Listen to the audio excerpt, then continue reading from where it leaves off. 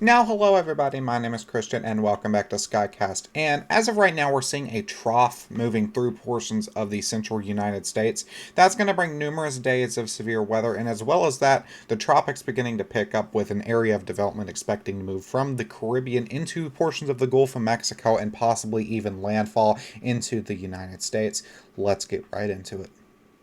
Now, the National Weather Service Storm Prediction Center has highlighted a slight risk of severe weather through portions of Oklahoma, down into portions of Texas and New Mexico. This includes area of Midland and Big Springs, Texas, and stretches from Lubbock all the way up into portions of the Oklahoma City metro that was under the gun just a few days ago from an enhanced risk of severe weather. And as we're watching this develop right now, these storms just developed within the last 30 minutes to an hour, the severe ones. We're watching this area right here, this corridor right here, for that supercell development right now, where we are seeing some of those pop up. Unfortunately, the radar near Clovis is down, but we are, if it comes back up, we will watch this area. But National Weather Service obviously watching this via satellite.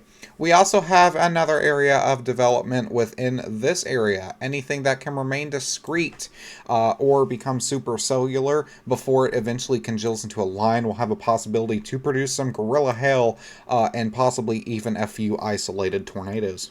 Now, as we kind of work through the hours, we will see some more supercell development fire off between the 4 and the 5 Central Standard Time area. Once again, back through this area where we are highlighting the slight risk of severe weather. Eventually, what's going to happen is that kind of the way we seen on the enhanced risk of severe weather the other day, these are going to start off supercellular and these will eventually congeal into a little bit of a line. You can see how they kind of go from being discrete until they kind of form into a line of storms. And that is what's going to switch from that tornado threat and that large hail threat to that more primarily damaging wind threat. Wind gusts of 70, 75, possibly even 80 miles an hour. This will switch to a very damaging wind threat as we get into the portions of the overnight hours. This is about 1 o'clock. So we will continue to watch this. Any storm that can fire ahead of this, as we are kind of looking, we are seeing some of these prefrontal cells, or these cells before or in front of the line of storms, the cells that spawn earlier. These will once again have a possibility to have a strong tornado threat with this, from what I've kind of seen within this area. Any supercell that can sustain, though, in this environment here will have a possibility to drop an isolated tornado. This severe threat will continue into the overnight hours and will eventually kind of weaken off before we get into tomorrow's severe weather event, which I'm not going to get into on the HRRR, but we will discuss it. But today, just have your weather plan, have your preparedness plan, know what you need to do in case of a warning. This could possibly get upgraded to an enhanced.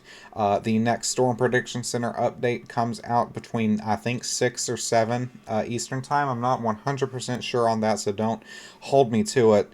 But it is very much possible that we could see an upgrade with this risk.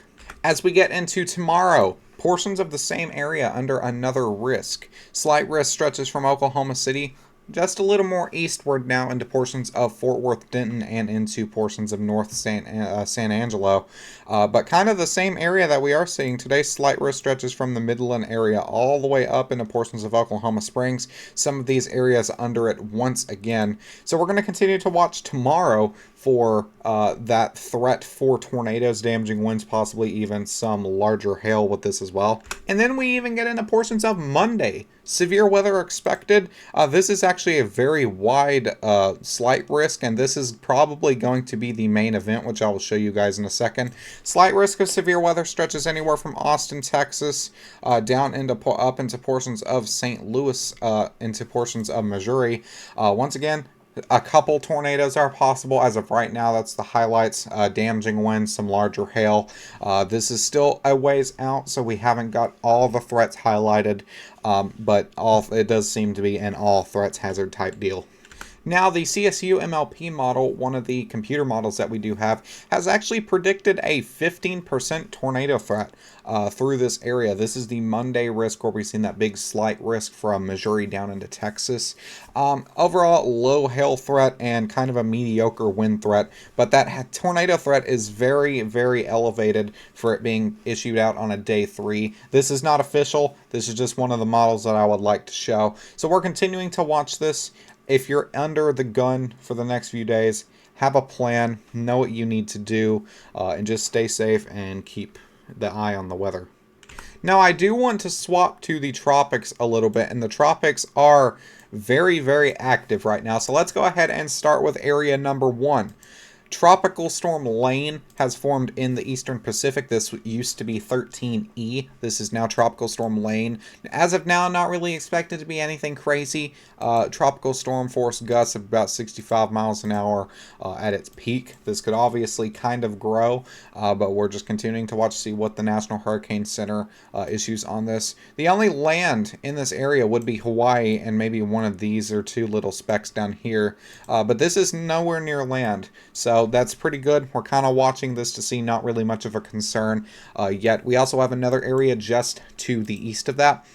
A 30/40 chance of development. Organized thunderstorms are in this area and is possible to form a low. We'll just continue to watch that, see how that one develops as well. The main concern has been for the last few days is going to be the area of the Caribbean, where we are looking at a 70/80 chance of development.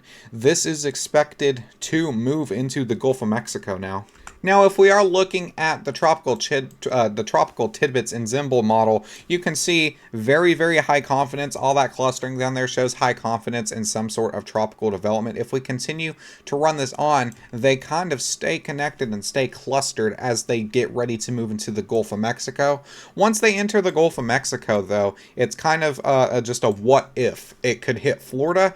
It could turn around, go back into the Caribbean. It could go over here, hit portions of the Yucatan. It could go up to Texas or Louisiana. We don't have that information yet. It hasn't formed yet. We are just going to have to continue to see how this develops and how this watches. As of now, though, it does look extremely likely for this area to develop something. If we're looking at the GFS actually has landfall towards portions over here towards New Orleans, areas like that, into portions of Florida. It doesn't look very interesting from the GFS model. You see that spin kind of a little more intense down here towards Havana, and then that spin kind of weakens out before it makes landfall in portions of into Mississippi and Alabama, Florida. But we will continue to have to monitor this, because obviously that is not exactly how this is going to play out. There's still a lot of time for things to change.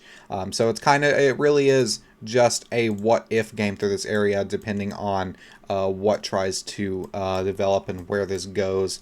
Another area of development, also a threat to land if it develops. Only a 10% chance development, though, through this area north of the Haiti and the Dominican Republic area. So that's another area that we are watching. And then over here, into all the way over here into portions of the North Atlantic, we have Tropical Storm Patty, and this area did form. This was actually a tropical development, a zone issued yesterday in this area over here where you can see the text.